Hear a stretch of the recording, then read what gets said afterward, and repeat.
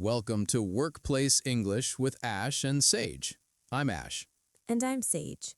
We're really glad you're here with us today. So, Sage, I need to ask you something. Sure, what is it? Did you see the message this morning from the project group? Which message? I have about 40 unread ones right now. 40? That's actually not bad for a Monday. I know. Last week I had 72. 72? That's a full inbox moment. It really was. I just stared at the screen for a while. I understand that feeling completely. I had a moment like that last Thursday. What happened? I had a meeting at 9, a deadline at 11, and my manager asked for a quick update at 10. All at the same time? All at the same time. And I sat there quietly for a moment. And then what did you do? I took a breath. I wrote one short message to my manager. I said, "I'll send you the update right after the meeting." That's perfect. Short, clear, professional. It worked. She said, "No problem, thank you." See, that's real office English. You didn't panic. You communicated clearly. Just one sentence. That's all it took. And that's what today is about, Ash. Real sentences, real moments, real work. Exactly. If you're listening to us right now, maybe you're on your way to work. Maybe you're on your lunch break. Maybe it's evening and you're tired. Wherever you are, it's okay. Just listen. You don't have to do anything. Just let the English come to you naturally. That's right. No pressure, no tests, no homework. Just two people talking about work. And somewhere in this conversation, you'll hear something useful for your job. And when you hear it, you'll think, I can say that tomorrow. That's the goal. Simple, calm, usable. Okay, Sage. So, actually, I wanted to talk to you today about something I read this morning. Oh, what was it? It was a headline. Something about how people who sound confident in office conversations move faster in their careers. Interesting. What does that mean exactly? It means that the way you speak at work, how you say things, how you respond, how you start a conversation, it matters a lot. More than people think, I believe. Much more. You can have great ideas, but if you can't say them clearly... People don't hear them. Exactly. I think many of our listeners feel that. They know what they want to say, but in English, the words don't come out the way they want. That's a very common feeling, and it's completely normal. Very normal. And the good news is, it gets easier with practice. Real practice, like this. Listening is practice. Just being here, right now, is helping your brain. Absolutely. You don't have to repeat anything. You don't have to write anything down. Just listen. Your brain is already working. So let's talk about office conversations, real ones. Yes, because I think the first challenge for a lot of people is how do you start a conversation at work in English? That's a big one, because it's not just about the words, it's also about the feeling. You don't want to sound too stiff, but you don't want to sound too casual either. Right. You want to sound natural, like a normal person at work. So, Sage, how do you usually start a conversation with a coworker? Usually something simple, like, hey, do you have a second? That's good. Very natural. Or if it's morning, I might say, good morning. How's everything going? Classic. Clean, easy to say. What about you, Ash? How do you start? I usually say something like, "Hey, quick question," or "Do you have a minute?" Those are perfect. Short, respectful of the other person's time. And the person always knows this won't take long. That's the message those phrases send. I won't take long, I just need a moment. Let's try one together. Imagine you're walking into the office kitchen. You see your coworker. What do you say? I say, morning, how was your weekend? And your coworker says, "It was good, thanks. Busy, but good. You?" And I say, same here, busy but okay. Hey, do you have a quick second later? I wanted to ask you about the report. Beautiful. That whole thing took about 10 seconds, but it's complete It's friendly. It's professional. And you set up a conversation for later. You didn't put pressure on the moment. That's smart. You didn't say, I need to talk to you right now about the report. That would feel heavy, intense. Instead, you kept it light. You said, do you have a quick second later? The word later makes a big difference. It does. It gives the other person space, and people appreciate that.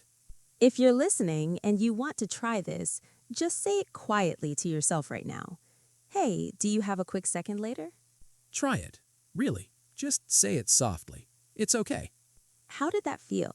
Natural, right? Simple words, natural rhythm. That's real office English. Okay, Ash, so we talked about starting conversations, but what about when things get a little harder? Like when someone asks you something and you're not sure of the answer? Ah, yes, that's a very real situation.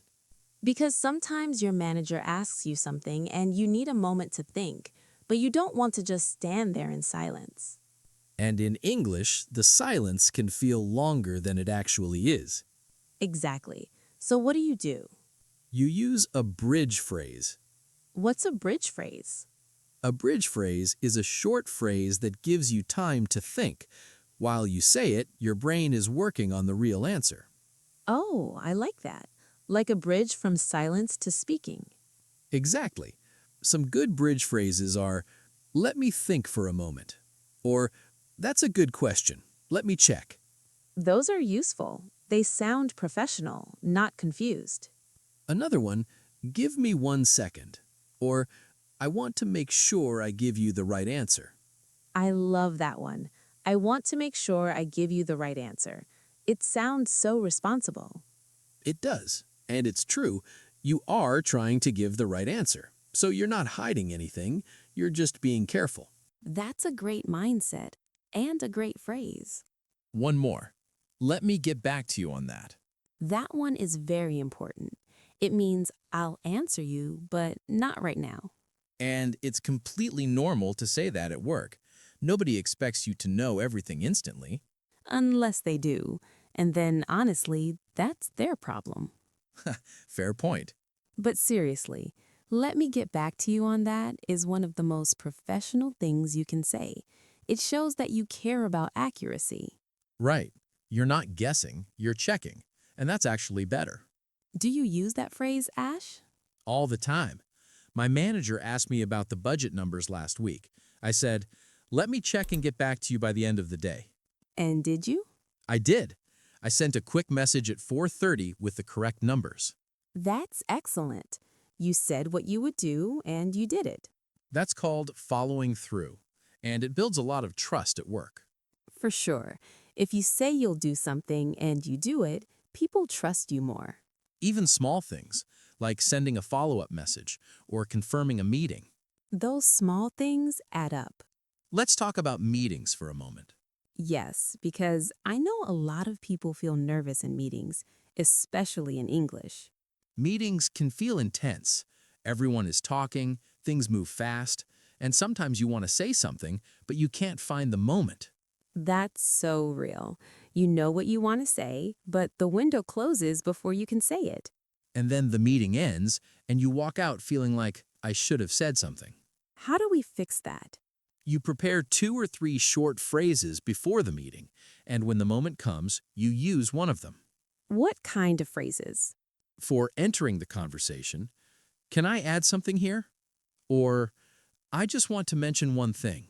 Those work. They're polite. They signal that you want to speak without interrupting. Another one, actually, I was thinking about this. It's a soft way to introduce your idea. And for agreeing with someone, that's a good point. Or, I agree with that. Simple, but powerful. People notice when you agree clearly. And for when you're not sure about something, could you explain that a bit more? Or, sorry, could you repeat that? Those are so important because sometimes the English is fast, the accent is different, or there's background noise. And you should always feel comfortable asking someone to repeat. That's not weakness, that's clarity. Exactly. You're making sure you understand. That's professional. My favorite, just to make sure I understand, and then you repeat what you heard. Oh, that's excellent. Let's try it. Sage, tell me something like you're in a meeting. Okay, so the deadline for the project is moved to next Friday, and we need the first draft by Wednesday. Just to make sure I understand, the first draft is due Wednesday and the final deadline is Friday? Is that right? Yes, exactly. Perfect. I confirmed, I showed I was listening, and I double-checked the information. That's impressive meeting behavior, and it's not hard. It just takes a few good phrases, And the confidence to use them. which comes with listening. Like right now, you're building that confidence just by being here. Absolutely. You don't need to be perfect, you just need to be clear. Let's take a soft moment. If you're listening while commuting or doing something quiet, just let these phrases sit in your mind. No pressure to memorize anything. Just notice how the English sounds. Notice the rhythm. That's enough for now. The more you hear it, the more natural it feels. And one day, the phrase just comes out on its own. That day always comes. Maybe not today, but it comes. Okay, Sage, let's talk about something else people often struggle with at work. Sure, what's that? Giving updates, telling your manager or your team where a project stands. Oh, yes, that can feel complicated because sometimes the news isn't great. Right. Sometimes you're behind. Sometimes there's a problem, and you have to tell people. And you want to be honest, but you also want to sound professional, not panicked. Exactly. So let's talk about how to give an update in a calm, clear way. If things are going well, it's easy. You can say, everything is on track, or we're making good progress. Simple and confident. What about if things are slightly delayed? Then you can say, we're a little behind schedule, but we're working on it. Or there's a small delay, but we expect to finish by Friday. But is a very important word there. You acknowledge the problem, but you immediately offer the solution or the plan. That's the structure, problem plus plan. It sounds responsible. Not just, we're delayed, but we're delayed and here's what we're doing. Exactly. That's what managers want to hear. What if the problem is bigger? What if you really need more time? Then you're honest. You say something like, I need to be upfront. This is taking longer than expected. Be upfront. I like that. It means I'm going to tell you the truth. Yes, it's a very good work phrase. I want to be upfront with you means I'm not hiding anything. And then you follow it with the details. The report is more complex than we thought. I think we need 2 more days. And you always end with an action. I'll keep you posted, or I'll send you an update by tomorrow morning. Keep you posted. That's an important phrase. It means I will continue to inform you. Yes, I'll keep you posted on the progress. Very useful. Let's try the update phrases together. Imagine your manager just asked, how is the project going? My response, it's going well overall. We finished the research phase. We're now working on the report. We should be done by Thursday. Perfect. That's a full update in 4 short sentences. Clear, organized, professional. And your manager knows exactly where things stand. No confusion, no extra words, just the key information. That's the goal with updates. Short, honest, clear. If you want, say that update with us right now. Just say it quietly. It's going well overall. We finished the research phase. We're now working on the report. We should be done by Thursday. Say it slowly. It doesn't have to be perfect. Just try. Great. That's real English. That's real office language. You just gave a professional project update in English. Now, Sage, let me ask you something personal. Of course. Have you ever had a moment at work where you said something in English and immediately thought, that wasn't right? Oh, yes. Many times. Can you share one?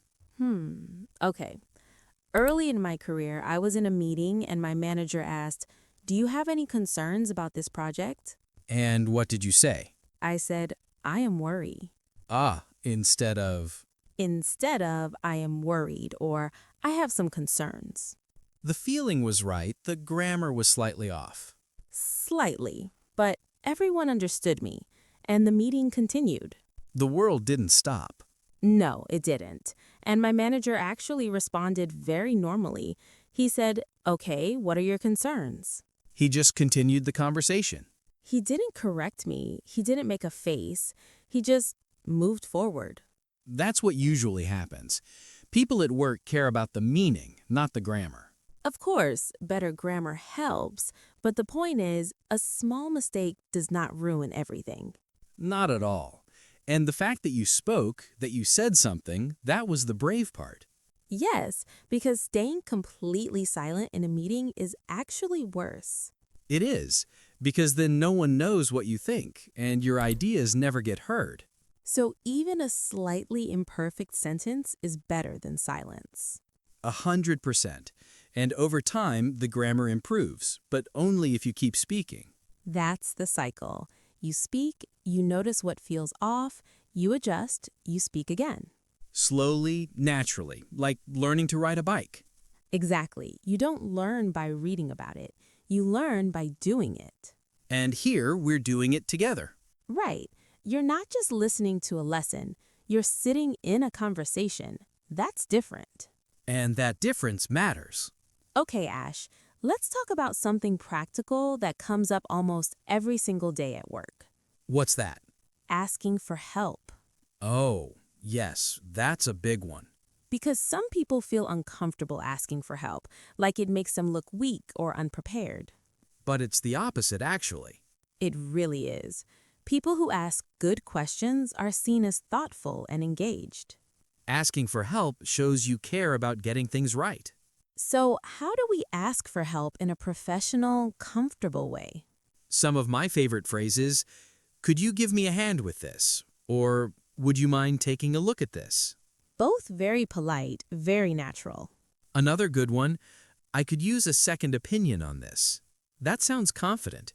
You're not saying, I have no idea what I'm doing. You're saying, I value your input. That's a completely different feeling and a more professional one. Here's one I use a lot. Do you have any advice on how to handle this? Oh, that's good. It's respectful. It treats the other person as experienced. And people like to feel useful. When you ask for advice, you're giving someone a chance to help. That's actually a kind thing. I never thought of it that way, but it's true. What about when you're asking your manager specifically? With a manager, I usually say something like, I want to make sure I'm approaching this the right way. Do you have a few minutes to talk through it? That's excellent. You're showing initiative. You're checking in. You're not waiting until it's a crisis. Managers appreciate that a lot. They do. It shows you're thinking ahead. You're proactive. What does proactive mean? Proactive means you do things before problems happen. You don't wait. You plan. Like sending an update before your manager asks for one. Yes, that's proactive, and it makes a very good impression. Simple habit, big impact. Always. Okay, let's talk about something that makes a lot of people nervous, even people who are fluent in English. What's that? Giving feedback or receiving feedback. Oh, yes. Feedback conversations can feel very uncomfortable. Because they involve emotions, your work is being judged, or you have to judge someone else's work. And you want to be honest but kind, clear but not harsh. That balance is delicate. Let's start with giving feedback. How do you tell someone that something needs to be improved? I always start with something positive, something genuine, not fake. Right. Find something that's actually good about the work. And then you introduce the feedback gently.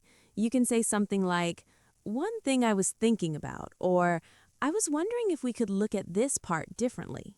Those are soft, not aggressive, not critical, just collaborative. Yes, you're not attacking the work. You're thinking together about how to make it better. Another one, I have one small suggestion, if that's okay. That's good. You're asking permission. It shows respect. And if you're giving feedback in writing, in an email or message, you can say something like, I think this is strong. One area I'd look at again is... That structure works very well. Positive first, then the suggestion. And you never say something like, "This is wrong," or "You made a mistake here." No. Even if something is wrong, you frame it as a question.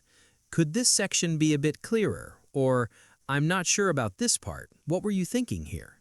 That opens a conversation instead of closing it. Exactly. And often when you ask, what were you thinking here, you find out they had a good reason for the choice.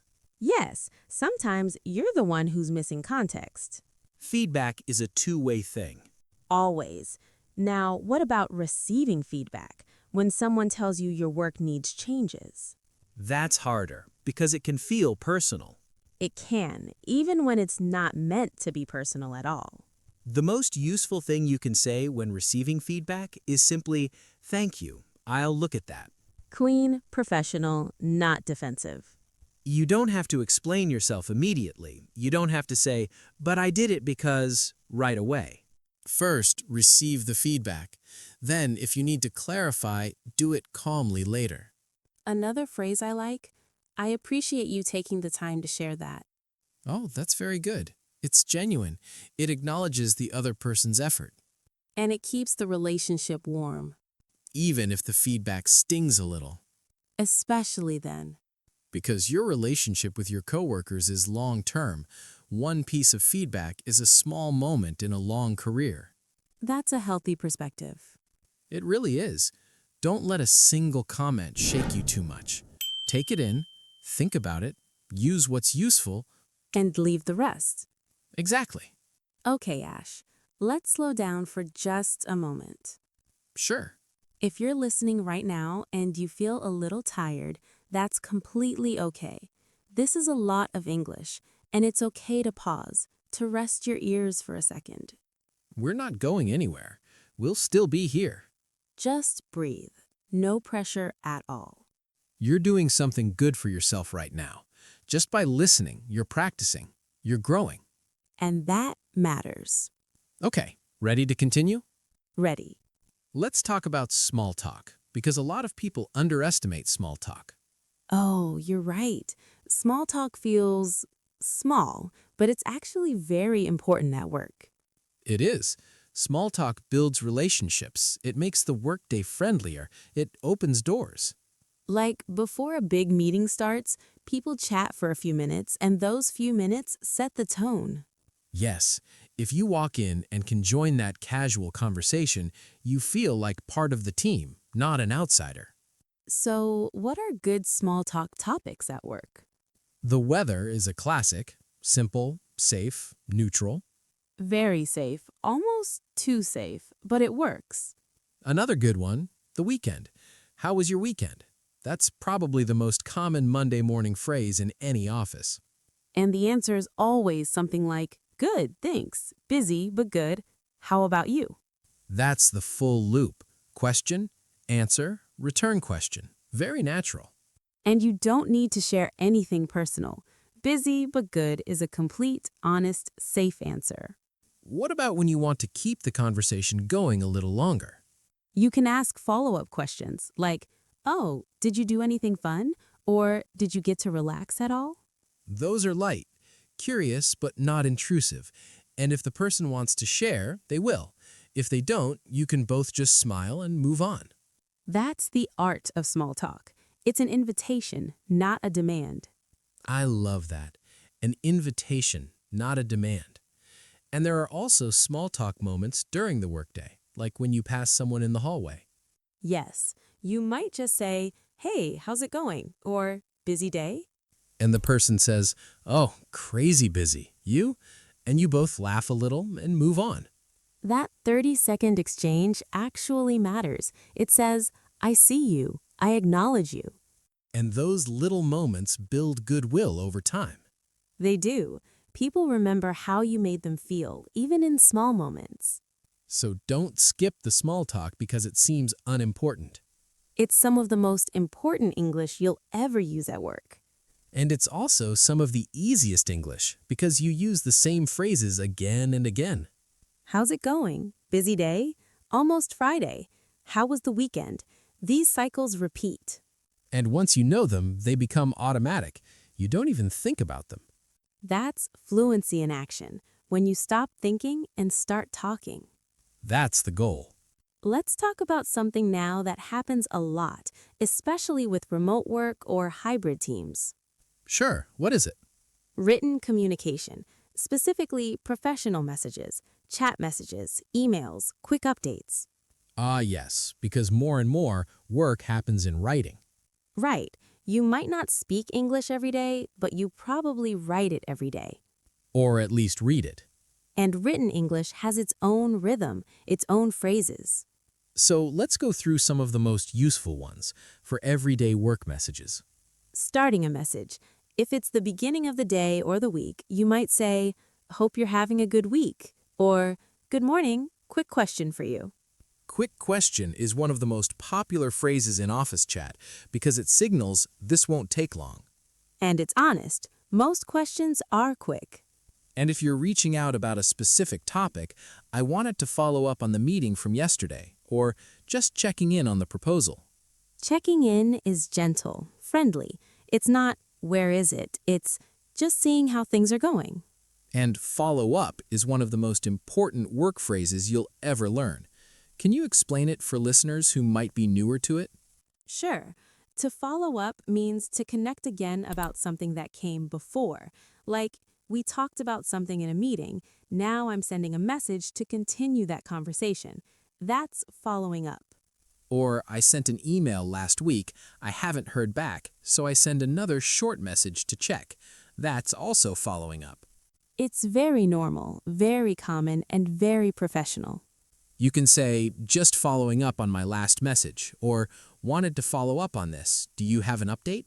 And there's a kind, soft way to do it. You don't say, "You never responded." You say, "Just wanted to check. Did you get a chance to look at this?" That's so much better. It assumes the best. Maybe they were busy. Maybe they forgot. You're not blaming. Exactly. You're opening the conversation again, not closing it with frustration. That tone makes a difference. People respond better to a gentle follow-up. Always. What about when you need to ask someone to do something, like a task or a request? There's a simple structure that works very well. You say the requests politely, you explain why briefly if needed, and you give a time frame. Let's hear an example. Could you review the document by end of day today? I need to send it to the client tomorrow morning. Perfect. Polite request, quick reason, clear deadline. And the person knows exactly what's expected, when, and why. No guessing, no ambiguity. The word could is very important there. Could you is politer than can you, and much politer than do this. And in professional English, polite usually means more effective. Almost always. What about saying no to a request? That's also challenging. Very challenging, because you don't want to say a flat no, but you also can't say yes to everything. Right, and in some cultures, saying no to a manager or colleague feels very uncomfortable. So you soften it. You find a way to be honest but respectful. One approach, acknowledge the request first. Say, "I understand this is important," and then explain your situation. Yes, I understand this is important. I'm currently working on the quarterly report, which is due tomorrow. Can we schedule this for next week instead? That's honest. It's not a flat no, it's a "not now, but here's an alternative." And you're offering a solution, which is the key part. Always pair the no with a solution or an alternative. I can't do it today, but I can do it by Friday. That's so much better than just I can't. It shows cooperation. It shows you still want to help. And it gives the other person something to work with. Exactly. They can say yes to Friday or they can find another solution, but at least the conversation moves forward. That's the goal. Keep things moving, professionally. Let's talk about one more very important office skill before we move on. Sure, what is it? Saying thank you and expressing appreciation. Oh, that sounds simple, but there's an art to it. There is, because a generic thanks is fine, but a specific thank you is much more powerful. What do you mean by specific? Instead of just thank you, you say what you're thanking them for. Thank you for sending that report so quickly, or thanks for covering for me in the meeting today. You're naming the thing, and that makes the person feel seen. Exactly. Anyone can say thanks, but when you say exactly what you're grateful for, it lands differently. And in written messages, there are some elegant ways to express appreciation. I really appreciate your help on this, or this is so helpful, thank you. Or my personal favorite, I appreciate you taking the time. That one acknowledges that someone spent their time, which is their most valuable resource. It feels genuine, because it is. And ending messages with appreciation is always a good habit. Thanks in advance, or looking forward to hearing from you. Thanks in advance is interesting. You're thanking someone before they've done the thing. Yes, it's an expression of trust. You're saying, I believe you'll do this, and I'm already grateful. That's a very warm phrase. It really is. Okay, let's take a moment together. Okay. We've covered a lot of ground today, starting conversations, bridge phrases, meeting language, giving updates, asking for help, giving and receiving feedback, small talk, written messages, requests, thank yous. That's a full office day in one conversation. It is, and none of it required complicated grammar, none of it required advanced vocabulary. Simple words, real situations, natural rhythm. And that's the truth about workplace English. It doesn't have to be fancy to be effective. The most effective office English is clear, polite, and confident. Clear means the person understands exactly what you mean. Polite means the person feels respected.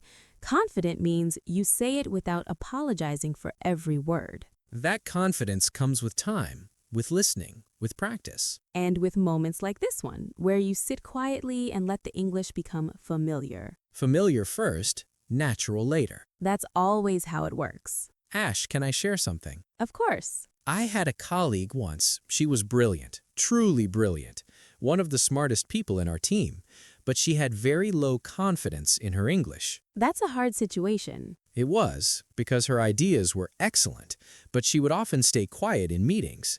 She would write very short emails because she was afraid of making mistakes. And people didn't always know what she thought. Exactly. And one day, she started doing something simple. Every morning, she would listen to conversations like this one on her commute. Just listen. And did things change? Slowly. Over a few months, she started using a few phrases in meetings. Small things, like, "Can I add something?" Just to clarify. And what happened? People started noticing her contributions more. Her manager included her in bigger projects, and she started to feel more confident. Not because her English became perfect. But because she started using it. Yes, she started showing up in English, and that changed everything. That's a beautiful story, and I think many of our listeners can relate to some part of it. If you feel like that colleague sometimes, smart, capable, but held back by language, this is for you. You're not alone, and you're already doing the right thing. Listening is the first step, and you're doing it right now. That matters. It really does. Okay, Ash, let's keep going. I want to talk about one more scenario that comes up all the time. Sure, what is it? Introducing yourself or introducing your work. That's a fundamental one, and it happens more than people realize. New colleagues, new clients, new meetings with people who don't know you. And those first 30 seconds make an impression. So, how do you introduce yourself professionally in English? A simple structure works best. Name, role, what you work on, and something human. Can you show me? Sure. Hi, I'm Ash. I work in project management. I mostly handle the communication between our team and the clients, and I've been with the company for about 2 years now. Perfect. That's clear. It answers the main questions. Who are you? What do you do? How long have you been here? And it ends with something concrete. 2 years. That gives the other person context. What about adding something personal, just a small human touch? You can. Something like, I've been with the company for 2 years. I actually started remotely and just moved to the office earlier this year. That's interesting. It adds a little story and it invites the other person to connect. Yes, they might say, oh, what was remote work like for you? And suddenly, you have a real conversation. Not just an exchange of job titles. Exactly. What about introducing your work, like in a meeting where you have to explain a project? For that, the structure is what, why, where things stand, and what you need, if anything. Let's hear an example. I'm working on the new client onboarding process. The goal is to make the first week easier for new clients. We've finished the first draft, and we're planning to test it next week. I'll share the document with everyone after this meeting. That's excellent. It covers everything. What it is, why it matters, current status, next step. And it's short, less than a minute. In a meeting, that's perfect. People appreciate brevity, especially in meetings. Very true. Short and clear is always better than long and complete. Always. You know what, Ash? I think one thing people don't realize is how much of office communication is actually repetitive. What do you mean? I mean, you use the same phrases again and again, the same structures, the same patterns. That's true. In a week of work, you probably use the same 30 or 40 phrases repeatedly. Right. Good morning. How's it going? Could you take a look? Let me check and get back to you. Thanks. I appreciate it. Looking forward to it. Those same phrases show up in almost every office every day. So once you know those phrases, really know them, comfortably, you can handle most situations. You don't need thousands of words. You need the right 100 words, used with confidence. That's a very freeing way to think about it. It is, because it means you're not learning everything. You're learning the essential things. And the essential things are learnable. Quickly, actually. That's what today's about, the essential things. And none of it is beyond you, we promise. Not even close. Ash, let me ask you something. For someone who is just starting to use English at work, what is the most important thing they should do? Honestly, start small. Don't try to speak perfectly from day one. What do you mean by start small? I mean, pick 2 or 3 phrases that fit your job. Practice those. Use those first. Like a starter kit. Exactly. Your starter kit might be, "Good morning. How's everything?" And, "Do you have a moment?" And, "I'll check and get back to you." Just 3 phrases. Just 3. And when those feel comfortable, you add 3 more. Then 3 more. It's like building a vocabulary, brick by brick. And you don't rush it. There's no finish line. Language learning doesn't have a finish line. It just has more comfort, more fluency, more confidence over time. And that's a good thing. It means you never stop growing. That's a beautiful way to think about it. Every person in this conversation, you, me, our listeners, we're all still learning in some way. That's true. Even native speakers learn new phrases, new words, new ways to communicate. Language is alive. It keeps changing. And so do we. And that's okay. More than okay. Okay, I want to go back to something we touched on earlier. Sure. Sounding smart in office conversations, which was in the title today. Yes. What does that really mean? I think sounding smart doesn't mean using big words. I completely agree. In fact, people who use unnecessarily big words often sound less smart, not more. Because smart communication is about clarity, making your meaning understood. Yes, the clearest communicators in any office are often the most respected. And they use simple words, but they use them well. They structure their thoughts, they speak calmly, they listen well. Listening is a huge part of sounding smart. Yes, if you listen carefully, you can respond precisely, and precise responses sound very intelligent. Because you're addressing what was actually said, not just talking. Exactly. Some people in meetings talk a lot, but they're not really responding to what others said. And others say very little, but when they speak, it's exactly right. Who do you respect more? The second type, always. Me too. And it's not about talking more, it's about talking well. Thoughtfully, calmly, clearly. And that's achievable in any language, at any level. Even at A1 or A2 level, you can communicate clearly if you're organized. The report is ready.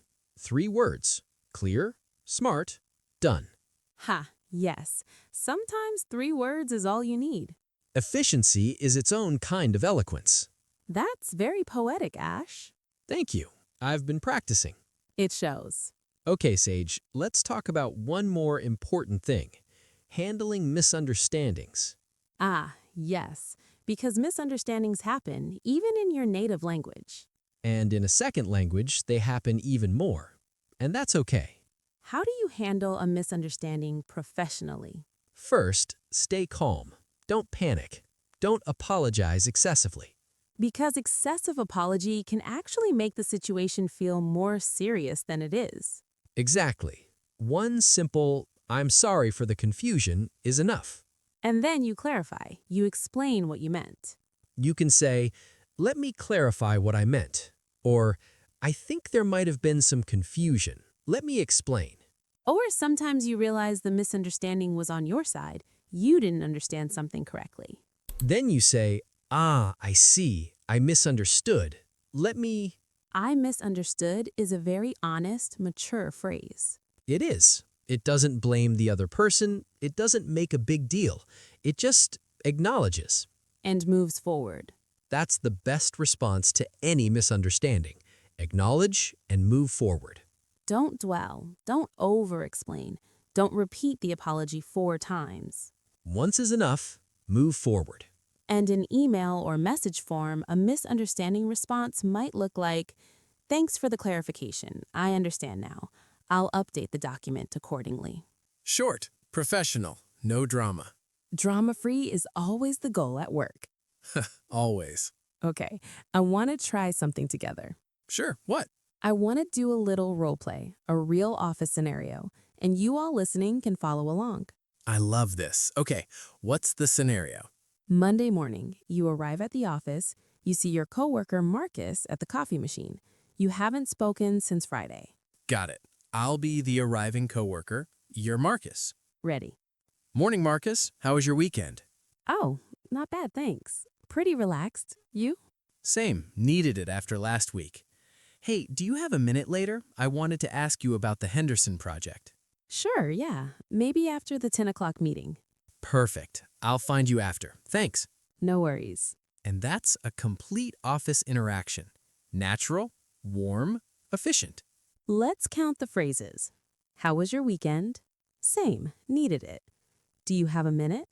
After the 10 o'clock meeting. I'll find you after. No worries. All very standard, all very usable. And now let's say it was a slightly trickier situation. Maybe Marcus looks stressed. Okay, how does that change things? You notice, you acknowledge it. That's empathy, and empathy matters at work. So instead of jumping straight to the project, you might say, Morning, Marcus. Hectic day already? and Marcus might say, oh yeah, got a lot going on. And you say, hang in there. Hey, don't worry about the Henderson thing today. I can catch you tomorrow. That small act of reading the situation and adjusting your request is very professional. It shows emotional intelligence. You're not just communicating, you're connecting. And Marcus will remember that more than almost anything else. Because you treated him like a person, not just a coworker. And that's where real office relationships are built. In the small moments of genuine human attention. Simple, but powerful. That's what good workplace English does. It lets you be human in a professional setting. Not robotic, not formal to the point of cold, but warm, clear, professional. The 3 words I'd use to describe the best office communicators: warm, clear, professional. I'd keep that. That's a good set of goals. Okay, Ash, before we start wrapping up, I want to quickly revisit some of the phrases we've covered today. Good idea, because hearing them again helps the brain remember. Exactly. So, for starting a conversation, hey, do you have a quick second? Or, good morning, how's everything going? For bridge phrases, when you need time to think, let me think for a moment, and let me get back to you on that. For meetings, can I add something here? And just to make sure I understand. For updates, everything is on track, and there's a small delay, but we expect to finish by Friday. For asking for help, could you give me a hand with this? And I could use a second opinion. For feedback, one thing I was thinking about, and I really appreciate your help on this. For following up in writing, just checking in on this. And wanted to follow up. Do you have an update? For saying no professionally, I understand this is important. I can't today, but I can do it by Friday. For saying thank you specifically, thank you for sending that so quickly. And I really appreciate you taking the time. For handling misunderstandings, let me clarify what I meant. And I misunderstood. Let me explain. All of those are real, usable, workplace-safe phrases. All of them are not complicated. All of them are effective. And the more you hear them, like right now, the more familiar they feel. And familiarity is the step before fluency. Always. You know, Sage, one thing I always tell people is you don't have to master every part of workplace English at once. That's so important because the pressure to be fluent now is one of the biggest barriers to actually improving. Exactly. When you feel like you have to be perfect, you freeze. And when you freeze, you don't practice. And when you don't practice, you don't improve. It's a cycle that keeps people stuck. The way out of that cycle is to lower the pressure. Remind yourself, I'm learning. Mistakes are part of learning. And actually, some of the most memorable office stories are about language mistakes. Yes, the attack instead of attached moment. Classic. And everyone laughed and moved on. Because at the end of the day, work is human, and humans make mistakes. All the time, in any language. So be patient with yourself. Be kind to yourself. Keep listening, keep trying. That's the whole strategy, and it works. It always works. Ash, what would you say to someone who's listening right now and feeling unsure? Someone who thinks, maybe I'm not ready for English at work yet. I would say you're more ready than you think. Yes. Because ready doesn't mean perfect. Ready means willing. Willing to try, willing to make mistakes, willing to keep going. And if you're listening to this, you're already showing that willingness. That willingness is everything. It's the foundation of everything. So you're ready, not because you know everything, but because you're showing up. And showing up is the most important thing. Every single time. Okay, let's do one final little exercise together. Sure. I want you, the listener, to think of one situation at your job where you sometimes feel nervous about speaking English. Just one situation. Don't think of all of them, just one. Maybe it's the morning stand-up meeting. Maybe it's writing an email to your manager. Maybe it's greeting a new colleague. Got one? Good. Now, from everything we talked about today, think of just one phrase that might help in that situation. Just one. Not 10, not 5, one. Maybe it's, do you have a minute? Maybe it's, let me get back to you on that. Maybe it's, just to make sure I understand. Whatever it is, that's your phrase for this week. Use it once, just once, in a real situation. And notice what happens. Usually, nothing dramatic happens. The conversation continues, life goes on, and you've practiced. And next week, you add another phrase. And the week after, another. Brick by brick, phrase by phrase, day by day. That's how fluency is built, not in big dramatic leaps. In small, consistent, quiet steps. And you're already on that path. Just by being here today. We mean it. Today counted. It always does. Sage, I have to say, I really enjoy these conversations. Me too, Ash. Genuinely. Because it never feels like work. It feels like two people talking. Because that's what it is. We're just two people talking about things that matter. And somehow, in the middle of that, there's also English learning happening. Quietly, naturally, without pressure. Which is the best kind of learning. The absolute best. Okay, one last thing before we close. Sure. If there is one thing, one sentence you want our listeners to remember from today, what is it? One sentence. Okay, I would say simple, clear English with confidence is more powerful than complex English with fear. That's beautiful and completely true. What's yours?